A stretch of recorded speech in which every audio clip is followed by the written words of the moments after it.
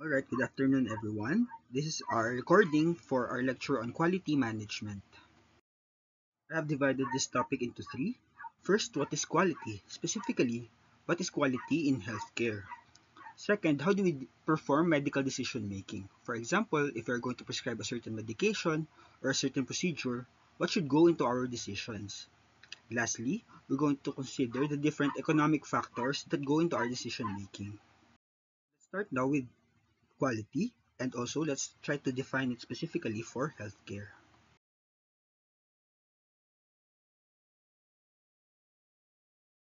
So how do we define quality generally?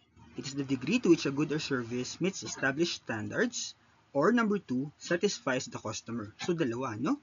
A product or a service is quality if it meets a certain standard and if the customers are satisfied. So there are many different components that may increase or decrease quality. Product, service, timeliness, environment, selection, and price. Price is the monetary value of a certain good or service. However, it's different from value. Value is the satisfaction that we get in return for a certain good or service. So in healthcare, how do we define quality? It is optimal care from the appropriate provider, the most appropriate setting, in the most appropriate manner for the patient's unique circumstances. In other words, it is healthcare na akmang-akma doon sa patient. So I would like to introduce you to three pioneers of healthcare quality: Ignaz Semmelweis, Florence Nightingale, and Ernest Kadman. So Ignaz Semmelweis noted na sobrang mataas ang mortality rate sa mga physician-manned na maternity clinics compared dun sa mga midwife-manned na maternity clinics. And doon tinignan niya kung ano ba yung mga possible factors bakit mas mataas ang mortality rate kapag doktor ang gumagawa ng pagpapaanak. He noted that some surgeons go straight from autopsy diretso sa maternity clinic. And so, he developed an intervention which is hand washing. No? So, si Florence Nightingale naman, so she was first made famous in the Crimean War. Doon napansin niya na most of the deaths ng mga sundalo is not from battle wounds, no? Hindi sa mga tama ng baril, kundi sa living conditions nila. So, ang intervention naman ni Florence Nightingale is nag-introduce siya ng changes do sa living conditions ng mga sundalo na nasa battlefield. Lastly, Ernest Kadman. Si Ernest Kadman naman, siya ay proponent ng long-term follow-up. Noon, hindi na tinitignan ng mga doktor, parang tinanggap na lang yung death as a part of medical care. However, si Ernest Kadman, hindi siya na-satisfy doon. Ang ginawa niya, tinignan niya yung effect ng kanyang mga intervention sa different na mortality rates. So, all of them have certain requisite skills na nakatulong sa pag-improve ng healthcare quality. So, the requisite skills for improving healthcare quality were exemplified by those three pioneers. So, they had both medical and analytical skills. For example, si Florence Nightingale, hindi lang nursing ang skill niya. She was also known to be a statistician. So, medical, given na yun kasi we are healthcare professionals, pero analytical part would help us identify kung ano ba yung mga problems and ano yung mga dapat na interventions na gawin natin. So, in improving healthcare quality, the essential ingredients or steps are the same as the scientific method. First, you collect data. So, halimbawa yung ginawa ni Ignaz Semmelweis, tinignan niya mortality rate between the two maternity clinics. Next is data comparison, or you could compare it to a certain benchmark. For example, in this area, lahat ng mga maternity clinic, ganito lang ang mortality rate. Pag mas mataas dun, then it's probably problematic. The third is the hypothesis. In the case of Ignaz, ang kanyang intervention ay hand washing. No? So, tinignan niya kung anong effect ng hand washing and nakita niya na bumaba yung mortality rates dun sa physician-manned na maternity clinic. And of course, yan. Number 4 is testing. So those are the requisite skills for improving healthcare quality. Now let's look at how production and quality control developed over time. The problem daw kasi is, sa healthcare systems, medyo napag-iwanan tayo in terms of development sa production and quality control. Let's first look in production. So pre-1800s, cottage industry pa lang. Halimbawa, gagawa ka ng sapatos, no? So yung materials na gagamitin mo doon, sarili mo. Tapos wala magbabantay sa'yo. Kumbaga, konsensya mo na lang, no? Kung maganda ba o hindi yung sapatos na nagawa mo. However, in 1801, because of E. Whitney, na-start mag-promote ang mass production. And in mass production, you have interchangeable parts. Meaning, you have standardized parts. So kahit saan pang product pumasok yung part na yon, pwede siya. No? Halimbawa, sa paggawaan ng kotse, yung mga gulong halimbawa, yung mga parte ng sasakyan, standardized na. And therefore, mas mapapabilis yung paggawa. And also, nakafocus yung workers on a certain part lang. In 1931, Shewhart published this, Economic Control of Quality of Manufactured Product. So this time, he emphasized that improvement should be done not just on the final product, but on the process itself. Huh? So makita natin yan dito sa lower half ng figure na yung kung noon ang quality control just involves inspecting the final output. Now, because of statistical process control, titingnan na rin yung production process. And now, ang mas uso na nga ngayon is what's called total quality management and continuous quality improvement. Meaning, all the processes in a firm, or for example, in a company, should be subjected to quality improvement. And also, it should be done regularly as part of a routine, no? Hindi kapag nagka-problema lamang. So, yan. So, kung titingnan mo to, according sa ating reference, no, anong stage of the production process pa lang daw ang healthcare workers? Sa cottage industry pa rin, no? Kasi nakarely tayo heavily dun sa professionalism ng mga doktor, ng mga nurse. And although meron tayong mga ways to regulate the practice, kulang pa rin yun. If you want to improve the quality of healthcare, we have to understand that we are working in the context of a system. So systems theory describes the different parts of a system, from inputs to throughputs to outputs and finally to outcomes. So paano natin i-apply?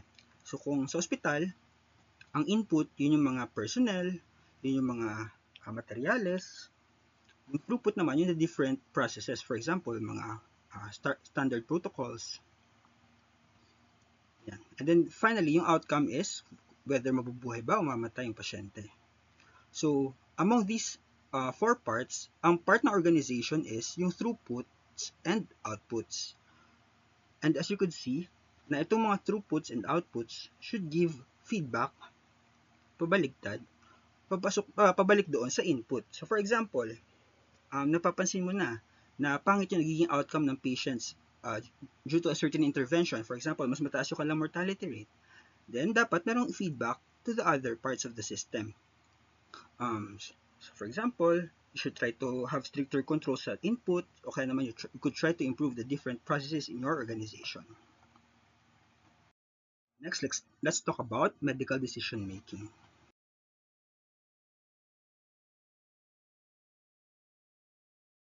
The medical decision making process was described by David Eddy in 1990. So ideally, ganito daw, no? Halimbawa, gusto mong resetahan yung pasyente mo ng isang antibiotic. You should consider three factors. The first one is evidence. For example, proven ba na safe and effective yung antibiotic na yun for the patient's condition? Aside from that, you also consider your clinical judgment, no? As a professional, as a doctor, ano ba sa tingin mo, no? Ito ba yung makabuti o hindi para sa pasyente? Then from those treatment options, finally, you should also consider the patient's preferences. But that's the ideal way of medical decision making. Because we're all humans, of course, we are bound to make some errors. And James Reason in 1990 classified errors into these three types: planning error, storage error, and execution error. So planning error means selection of inappropriate means to pursue an end.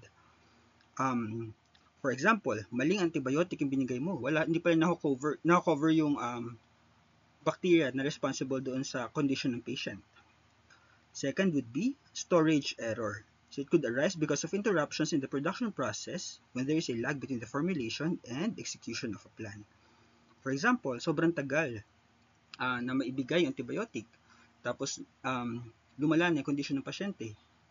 And lastly is execution error, effective plan but incorrectly implemented. For example, nagkamali ng bigay ng antibiotic. Aside from errors, another consequence of us being humans is small area variations. So for example, yung mga doktor halimbawa sa Manila, iba yung mga preferred na procedures compared sa mga doktor sa Davao. No? So pwedeng exactly the same yung condition ng patient, but pag pinakita mo sa iba't ibang doktor, iba yung kanilang way of management. So na-observe na rin ito before ng mga different researchers. So, for example, John Weinberg in 1973 tried to determine why medical procedures were used at different rates in different areas. Kumbaga, para merong uso na surgical operation sa iba't ibang lugar sa US. So, ang naisip na solusyon dyan is, noong 1993, Brent James, a physician known for advocating for greater standardization of medical practice via clinical practice guidelines. No? So, ang naging tugon para dyan sa mga differences ng management of patients, whether for whatever reason, for example, pwedeng depende kasi yan sa materials ng institusyon, pwedeng depende rin sa training ng mga different doctors. So, the answer to that was to provide clinical practice guidelines in order to standardize medical practice. So, in order to improve the quality of medical decision making, you have to look into various factors. So, I'm going to teach you two quality paradigms. The first is the quality paradigm of Dunabedian. So, Dunabedian is a person, Avedis Dunabedian, in 1966, proposed this structure, process, outcome paradigm. So, in quality improvement, we have to look into these three different factors. So, ano yung kasama sa structure? Nandun yung mga materyales at mga tao. No? So, the material resources, for example, kung ano yung mga ginagamit sa hospital ng mga cannula, mga syringes, and yung organizational structure, of course, it involves the different personnel. So, process as applied to healthcare involves primarily diagnosis and treatment. And the outcome is the different effects of care. So, whether mag-survive ba yung patient or not, magkaroon ba siya ng disability or not. The quality paradigm of Dunabedian was later expanded upon by Dr. David Nash. So, David Nash is a doctor of Jefferson Medical College in the 1990s. So, he identified three phases of quality: theory, tools, and outcomes. So, sa theory dun pumapasok yung continuous quality improvement and total quality management. Sa tools naman, dun pumapasok yung, so in outcomes management, you try to identify patients with possibly worse outcomes. In disease management, you identify diseases which have a tendency to go worse. And yung physician profiles, nandiyan yung hihingi ng credentials of your physicians or your doctors. Lastly, sa outcomes naman, dito pumapasok yung efforts on evidence-based medicine. So, dapat ang mga interventions natin based on randomized controlled trials. And, of course, yung clinical practice guidelines as a way of standardizing our medical care. So, what are we trying to avoid when we are improving quality? We want to prevent overuse, underuse, and misuse. So, medyo obvious naman kung ano yung kanilang definition, di ba? So, overuse is the delivery of medical care when medical risks exceed the expected benefit. So, for example, nag-prescribe ka ng antibiotic, pero viral naman pala yung sakit ng patient. No? That's overuse. Underuse is failure to deliver medical services when benefit exceeds risk. So, nakalimutan mo halimbawa resetahan yung ganito kondisyon ng pasyente, that's underuse. Lastly, misuse involves proper medical treatment but delivery error occurs. So, yun yung parang nagkamali halimbawa yung nurse ng bigay, kaya naman dahil pangit yung sulat sa reseta, mali yung naibigay na dose. No? So, yun yung misuse. Aside from preventing overuse, underuse, and misuse, we also want to control variation. So, as much as possible, di ba? Whether mayaman, mahirap, mabait o masungit yung pasyente, dapat pare-pareho pa rin na quality yung care na binibigay natin. No? So, we want to avoid any variation. So, what are the 9 ways to reduce unwarranted variation? So, ito. So number 1, identify high-risk patients. 2, provide resource use incentives. 3, identify and act on outliers. 4, continuously improve. 5, implement disease management programs. 6, provide provider-level information technology. 7, encourage the practice of evidence-based medicine. 8, involve patients in care process. And lastly, 9, control capacity. So kung makikita ninyo, in ideal medical decision making, you don't consider the various economic factors. Titignan mo lang kung effective ba yung gamot na yun sa sakit niya, then yun ibibigay mo. However, in real life, you have to consider economic factors. Aside from that, we also have to regulate medical practice. So yun yung pag-uusapan natin in this section.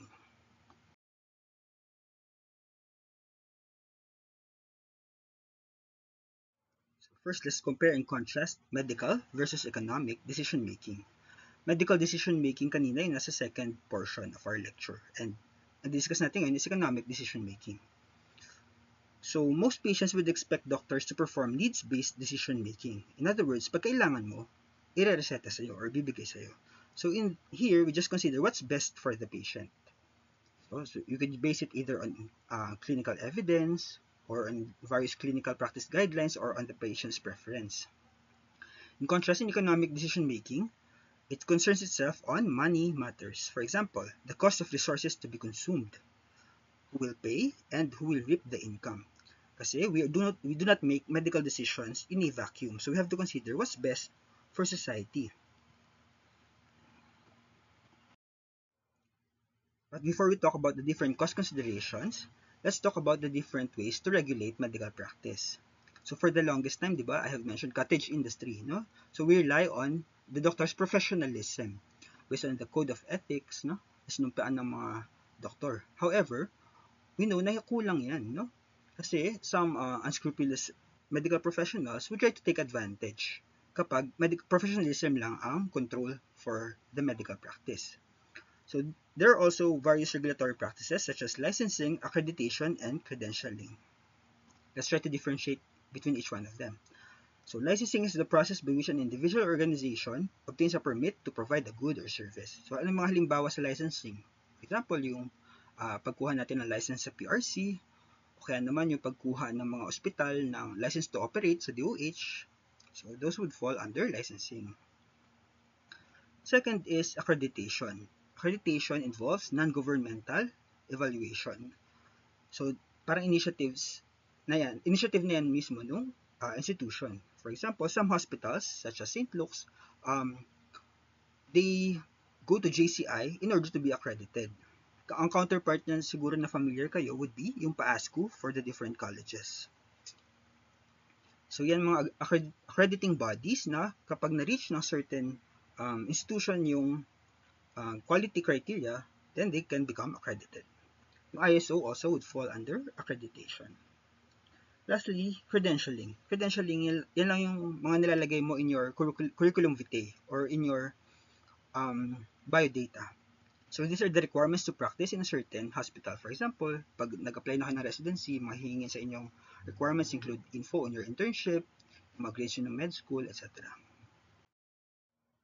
So ano posibleng mangyari if you violate any of those regulations? One of the possible na gawin sa inyo ng patient would be a malpractice lawsuit, no? A civil case. So in a malpractice, merong 4 na kailangang i-prove before a court. No? So first is that there was a duty to care. So meron bang physician-patient relationship? Second is that there is a standard of care. Third is that there was a breach of that standard of care. And lastly, there was an injury resulting from that breach. So halimbawa, question pala. So tayo bang mga doktor, required ba tayong gamutin lahat ng pasyente na lumalapit sa atin? Actually, we have the right to choose our own patients, no? So hindi naman porket lumapit sa atin, pasyente mo na agad, no? So dapat you have to prove. For example, meron kang malpractice lawsuit, the patient has to prove na patient mo talaga siya. Second is a standard of care. What's standard of care? Ito yung ordinary care given by a typical doctor. So hindi naman nire-require na successful lahat ng mga interventions mo as a doctor. Hindi naman required na gumaling ang pasyente. Required lang na kung ano binibigay mong care is that's the typical care that the patient would receive under ordinary circumstances. Okay? And of course, syempre, yung injury, hindi dapat nangyari lang siya incidentally. No? So, dapat it should be a consequence of your not following the standard of care. So that's malpractice. So now that we have talked about the different ways to regulate medical practice, let's talk about the cost of giving medical care.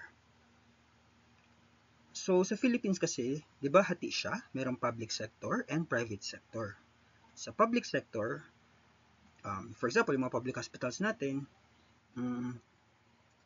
most of the cost there would be out of pocket. Unless of course, meron kang PhilHealth.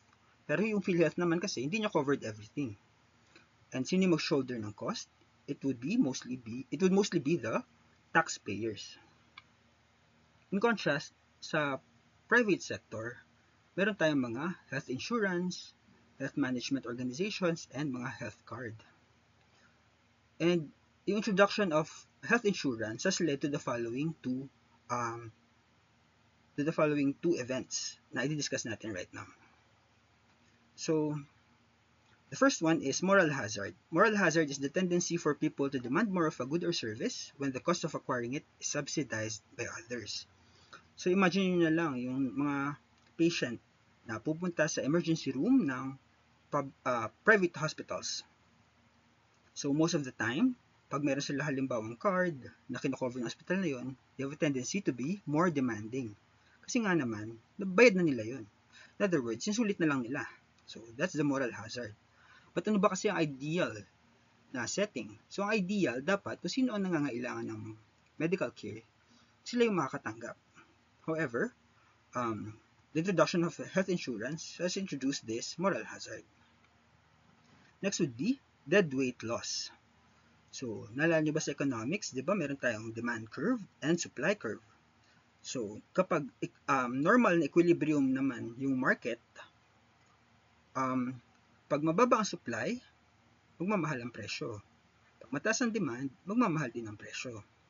However, because of health insurance, sometimes related to sa phenomenon na sinsulit nga ng mga cardholders yung type of service na marireceive nila. So, sometimes, meron pa rin excess na cost yung production kahit hindi na yun ang dinidikta ang required ng market. Anong mga halimbawa niyan? For example, kung isang service sa hospital ay subsidized ng health insurance or covered siya ng isang health card, merong tendency na yun ang mas pipiliin ng mga doktor at mga pasyente, even if hindi naman yun talaga yung pangangailangan sa market. So those are the two concepts related to health insurance, moral hazard, and deadweight loss. So what's the implication of health insurance on the incentives of medical professionals? So it depends kung anong hospital nyo. Kung government hospital, for example, syempre para siyang pasahod. Ang problem with that is, kahit sobrang dami mo ng patient, same pa din, no? Same pa rin dami ng matatanggap mong pera. However, yung alternative na systems doon includes third-party charge reimbursement in which providers are paid based on the charge for services rendered. So, halimbawa, nag-moonlight kayo sa isang private clinic. Minsan, yung per procedure yung binibigay doon. So, for example, kada isang intubation, kada cannulation, ganun ang bayad sa inyo. Meron din tayo tinatawag na per diem reimbursement. Per diem, ibig sabihin, kada araw. So, some health insurance companies pay hospitals a flat fee for every medically necessary day a patient is hospitalized. No? Okay, so we've seen that merong accompanying economic and monetary costs ang healthcare. So, saan naman dyan pumapasok ang healthcare quality improvement initiatives? No? So, may dalawa akong gustong i-discuss. First one is return on investment. So, when you try to institute a quality improvement program, syempre meron yung cost, whether sa time, sa effort, or monetary cost. Kailangan mo pasahurin yung mga mag-initiate ng quality improvement, no? So what you should do is try to track in the long run whether magkakaroon ba ng return on investment. So at the end of the day, what you're trying to do is you're trying to reduce the cost of treatment while at the same time um, being able to charge more and provide more services or goods. The second issue is pay for performance. So ito yung parang reward or paano ba papasweldohin yung iyong mga personnel. So halimbawa, what to reward? So kada procedure ba dapat bigyan ng reward? Dapat ba merong dagdag pasahod halimbawa? Every time gagawin yung procedure na yun? O kaya naman kapag ano lang ba? Kapag maganda lang ba yung eventual outcome? The second one is the size of reward. So kung halimbawa mga 10% or 20% increase lang, it may not lead to the desired effect. No? So baka masyadong maliit yun. At the same time, kapag 50% naman, baka naman masyado na maging unequal yung bayad sa mga different personnel. Third would be whether to reward high performers, so magaling na sila baseline, o kaya naman those achieving greatest improvement. Yan, so and lastly, whether the reward should be given to individuals, teams, organizations, or all of the above. So, walang tamang sagot, of course. So, it depends on your specific context.